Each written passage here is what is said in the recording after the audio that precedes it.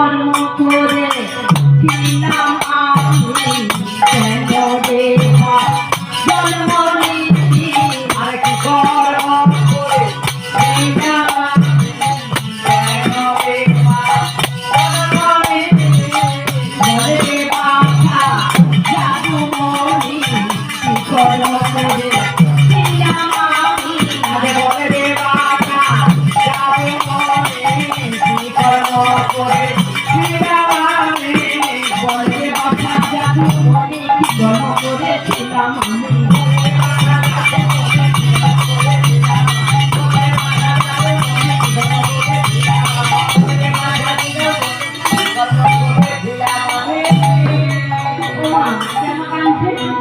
কেন বলছে মা আমার জন্মের পরে বাচ্চাটি স্তনদুগ্ধ পান করছে না।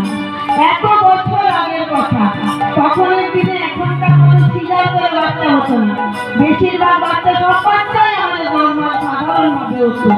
আর তখন মা এত কৌটাব্যও ছিল না, ছিল না। এখন দেখবেন জমে জমে কিন্তু সব একেবারে কৌটাব্য দিয়ে বাচ্চারা মানুষ হয়ে যায়, মোটা মোটা বাচ্চা। কিন্তু তখন দিনে সবাই মায়ের দুধ পেত, তবেই কিন্তু বাচ্চা মানুষ হতো। আর যে বাচ্চাটি জন্মে যদি মায়ের স্তনদুগ্ধ না খায় বাবা, সে কি বাঁচবে? সেটা তো বাঁচবে না। তাই মা আমার কাঁদছে। আর এদিকে মহাপ্রভু কেন খায় না জানো? মহাপ্রভু গরিবকে শিক্ষা দিয়ে গেল, যদি গুরু শিক্ষা দীক্ষা না হয়, যদি দীক্ষিত না হয়, যে ব্যক্তি জন্মের পর থেকে মৃত্যু পর্যন্ত যদি দীক্ষিত না হয়ে থাকে, সেই ব্যক্তি পশুর সমান, মানে তার মধ্যে জলগ্রহণ করাও পাপ। এটাই তিনি গরিবকে শিক্ষা দিয়ে গেছে। তাই বলছিল সবার শিক্ষা দীক্ষা হয়েছে তোমার, যদি না হয়েছে অবশ্যই নিয়ে নেবেন। দীক্ষিত হওয়া খুব দরকার। আর কার কাছে দীক্ষা নেবেন? সেই গুরুদেবের কাছে দীক্ষা নিতে হবে। গুরুকে কে গুরু জানো? কি বলেছেন মহাজন? গুরু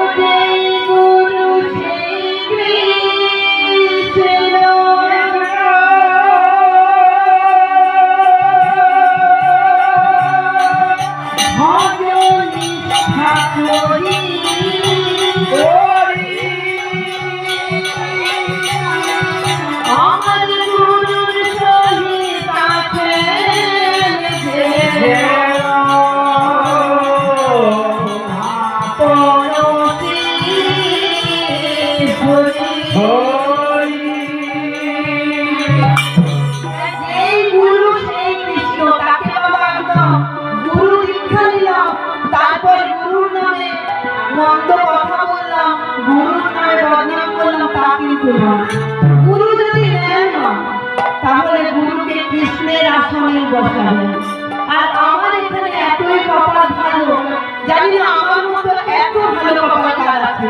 আমি প্রতিটি আসলে যেখানে যেখানে যাই, আমি আমার গুরুদেবের সঙ্গেই আসি। আমার গুরুদেব উনি নিমাইশী মহাশয়, ওনার চরণে আমি শত কোটি প্রণাম নিবেদন করি।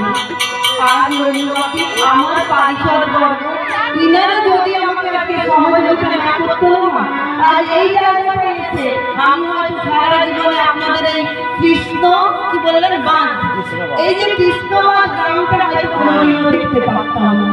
এটাই আমার গুরুদেবের আশীষ। তাই আমার গুরুদেবের জন্য, আমার পারিষদদের জন্য, আপনাদের নিজেদের জন্য, সবার জন্য একবার বলুন না বাবা নিতাই গৌর প্রেমানন্দে হরি হরি।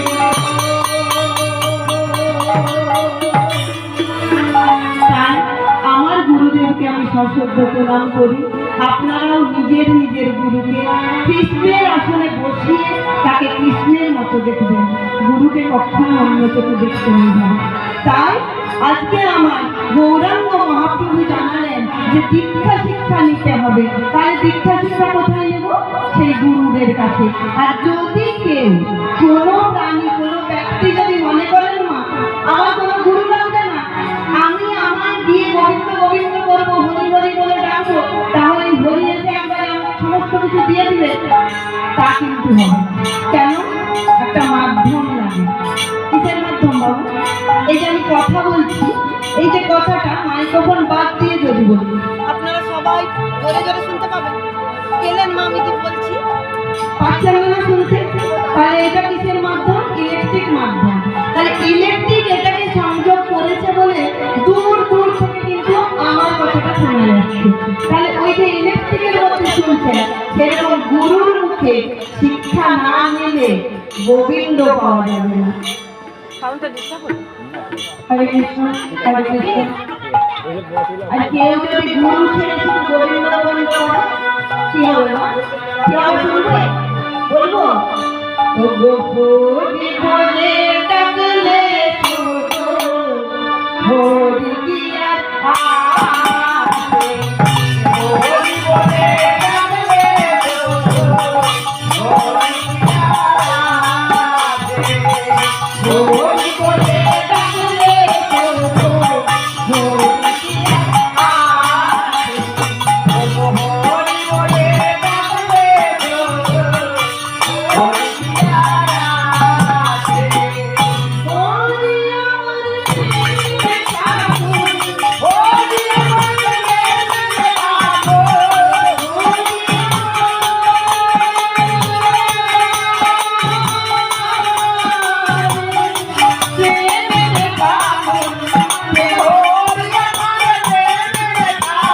প্রেমের ঠাকুর, হে হরি আমার প্রেমের ঠাকুর, প্রেম ভালোবাসে,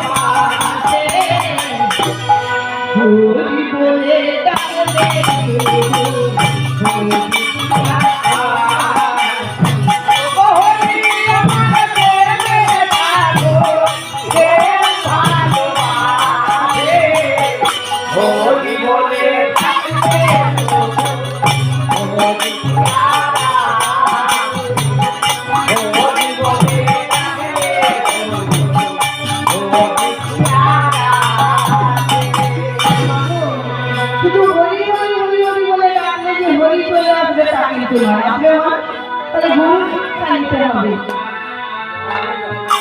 এই যে সেই বাড়ি, সেই যে কত বছর কিনলে সেই চেনা চেনা লাগছে। হ্যাঁ ভালো থাকো মা। তো হরি হরি হরি বলে যে ডাকলে যে হরি চলে আসবে তা কিন্তু নয়। তাহলে কাদের কাছে জানবো হরি বলে কিভাবে ডাকবো? কিভাবে ডাকবো?